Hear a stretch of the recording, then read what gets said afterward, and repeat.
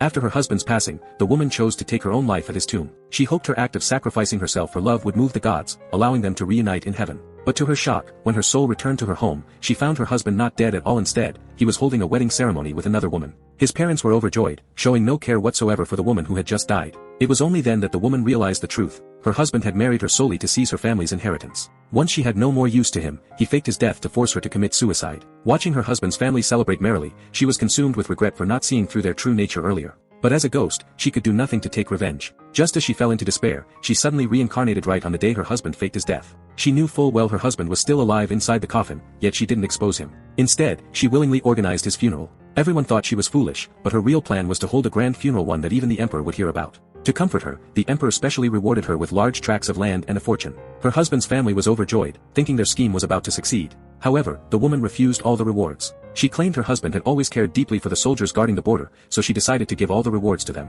Her mother-in-law was furious, scolding her for rejecting such generous gifts. But the woman pretended to weep, saying all she did was fulfill her husband's last wish. This left her mother-in-law with no way to blame her, so she secretly signaled to the woman's maid, ordering her to urge the woman to die for her husband during the funeral. Thus, during the burial, the maid wept bitterly and begged the woman to kill herself, saying it would move the gods and let her meet her husband in heaven. Right then, the woman seemed to fall into a hallucination. She thought she saw her husband in a wedding robe, waiting for her in heaven. Luckily, she came to her senses just in time.